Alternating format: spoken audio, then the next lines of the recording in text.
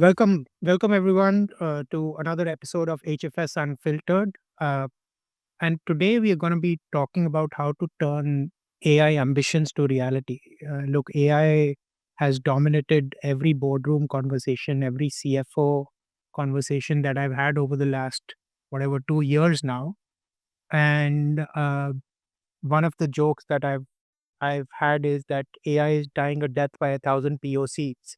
I invited Khalid, my good friend Khalid, who's the global offerings lead for finance operations at IBM Consulting, uh, to tell us about some of his clients and his experiences where POCs have actually gone into production in the finance operation space and talk about what the outcomes are so we can see whether some of our AI ambitions can actually be turned into reality. So thanks for joining, Khalid. No, it's a pleasure, Saurabh. It's always great speaking with you. 30 minutes provides me at least 6 months of intelligence as I speak with you. So it's also humbling to be to be part of this. So good to be here. Fantastic. So Khalid, tell me, as I was just mentioning, we are seeing a lot of interest in leveraging AI, whether it's predictive or machine learning, whether it's Gen AI, whether and now agentic AI in helping finance operations, especially a lot in order to cash. Tell us about your experiences of where you actually moved the needle from POC to production. No, it's a great question, Saurabh. And what we've been at least seeing interacting with the C-suite and the stakeholders in at least our line of business is that a lot of them are extremely apprehensive as to whether the impact and effect is actually real. Yeah. So because of that apprehension and that questions, the adoption to AI is still not what we're seeing as what we want to be. And hence you are right by saying that AI is dying. Is dying through 1,000 POCs, right? What we've been doing differently from an IBM perspective is that any POCs that we're undertaking POCs with actual client data and actual client challenges. So what I mean by that is one of our very good clients basically stated that if you're able to execute something within 6 to 10 weeks and show benefits, it'll be a great story, right? Now, so what we are also inferring from understanding the different lines is that a POC should be short, it should be quick, but more importantly, show tangible benefits in an area. The client that I'm going to quote is a building materials client where this team of about 200 odd resources manages about 1.2 million queries annually. Yeah. Now, if you understand the magnitude of 1.2 million queries, this is coming through different modes of communication, coming through WhatsApps, emails, Teams, Slacks, and any other chat or SMS, let's say, mode. And all of these queries relate to a product being delivered from point A to point B. Now, in a building materials industry, the product, which is cement, as it gets delivered, and if it doesn't go to the right place, it's actually solidified. So you're actually losing the value of that product as the delivery takes place. And during this process, there's a multitude of queries, be it from uh, has the order been released? Is there a proof of delivery? Is there a statement that I can see? Is there an invoice I can see so that the effective services can be provided? And here, what we see is that not only the queries are important, but the queries are real time. So we took a portion of these queries and said that is it possible for us to, for a particular segment, um, uh, streamline the way all the queries are coming in and our ability to then process. So just to give you some numbers, an average query takes anywhere from 29 to 30 minutes to process. And they need to then get connected back to the system to ensure that an order block is released, a credit limit is increased, an invoice statement passed through. So we were able to take a segment for this customer and not only bring down the processing time from 30 minutes to 2 minutes, but also created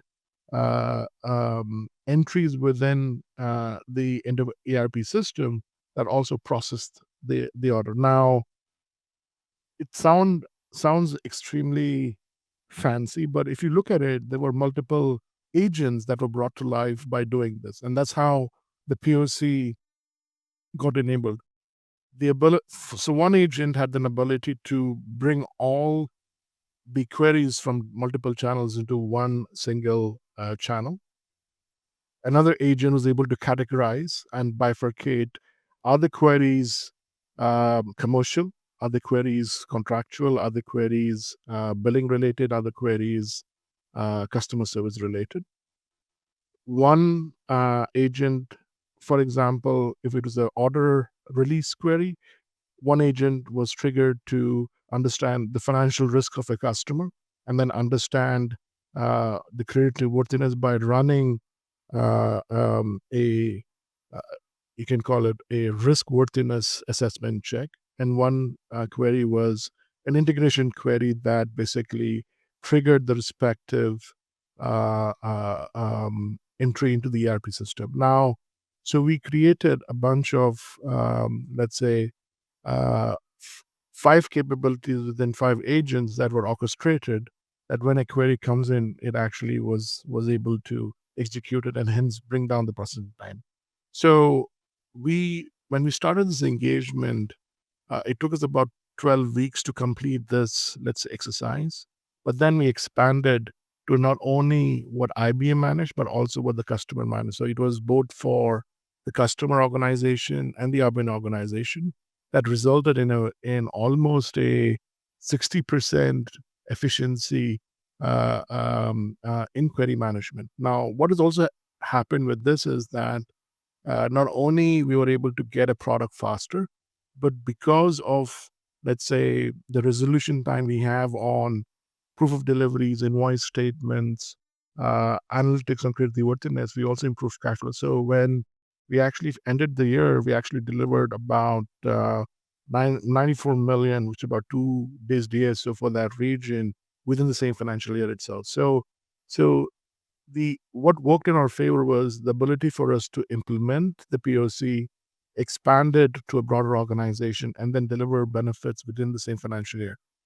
Now we have a plan to extend it to almost let's say the field and sales teams is almost 1,000 odd resources what are using, and then they will extract benefits based on the interconnecting capabilities, right? So what has happened, Saurabh, is that it was also a learning for IBM that it was not about query management and creating agents to solve for queries, but an ability to link, let's say, different agents so that information can be extracted in whatever form or shape and then provided. And that example that I just talked about is easily replicable in supplier management, easily replicable in supply chain, and also in controllership activities. So this was more, though it was more a receivable management or trade receivables type service, it's going beyond what we're doing, right? So this is, let's say, a snippet of what we've been able to do with this particular client.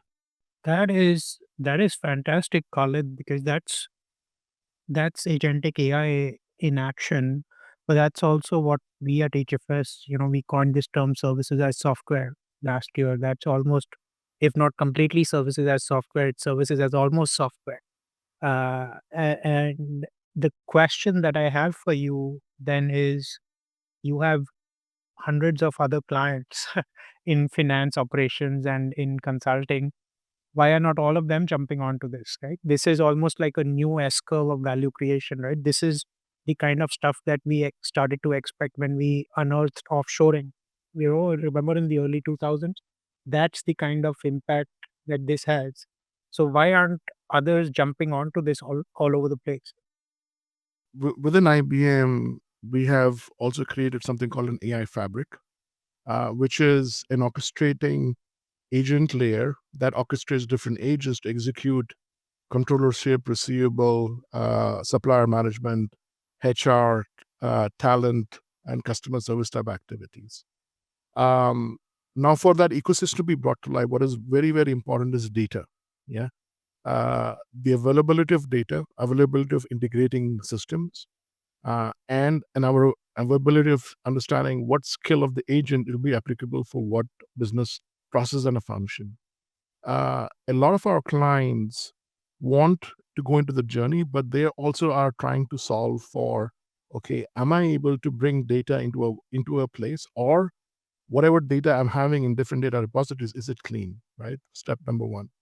Step number two, how do I simplify the landscape of my system of records and engagement? Right. Uh, They could be a client with multiple legacy. They could be a client with a single ERP. So the complexity of their system of engagement and the system of record also poses a challenge to say that how many integrated connectors are we going to make with our agents to make it run? Secondly, and then thirdly is also change management, right? So whether we like it or not, people like to see the same work being done through the hands into the eyes. And there's an amount of change that is also required to make it happen. So I'll give another great example where, for a telecom company, we've been able to improve the way billing queries are being managed to ensure we're able to collect and improve their international collections quite effectively. Again, but what we brought into the play was analytics, right? Agents that were automating and matching billing query information, and then our ability to then create, let's say, the next best action for different collectors for their customer, so they can execute. Again, it is not about a collector saying that the next best action is going to be XYZ, but linking queries from a billing perspective, matching it to their account status and executing it. Traditionally, they already had an extremely heavy analytics-based solution, but with this now, it exponentially improved the way they're doing it, and we almost generated close to about 200 million in cash flow to DSO improvements, even for them. But again, through an agentic layer. Now, what we're seeing here is, let's say, a trend around receivable management, um, being, let's say, a platform for agentic AI to be created. But we're also seeing this in FP&A and reporting as well, right? For another consumer-based client in the UK, we've been able to help streamline the multiple management reports that they are generating into few, yeah, but more importantly, also generating insights. So this is where you can call it large language model have come to play, right? So automatic inferences for working capital ratios, liquidity ratios, trends in margin, cash forecasting trends, and then inferring and narratives have immensely helped controllers in this organization to then, let's say, wait for the report to be generated with AI based on, let's say, the month close, and then edit it with a human in the loop and then send it to the CFO. So in this particular example, a controller spends an average 11 to 15 hours per market, and there are about 52 markets to enable a month close. So that's a lot of controllers and a lot of work. We were able to crunch that 11 hours to almost 2 to 3 hours, right? It can still further go down, but there are still nuances with different regulations that are required. But again, in this example, uh, it's an ability to bring, let's say, agents and also large language model so that it simplifies the work for the control. And it is not extremely complicated uh, from a control viewpoint, because you have a simple user interface. You're able to execute through it and then get an output. So yes, clients are slowly going on it on this let's say journey, but there is still those three challenges that I talked about that they're still trying to solve for. And we in IBM Consulting are helping them in that journey as well, at least for our clients. Yeah, because unless we help and then guide our clients as to how to make their life easier and change the way of working, we will not be able to expand in the different use cases that we've been, let's say, targeting with our clients and expanding in different areas. No, it's these are some really fantastic client examples, Khalid. So thanks for sharing that. And I think you're absolutely right. I don't think the problem is the technology. The technology is right here, right now, and it works. Like the three or four examples that you shared is enough evidence that this works.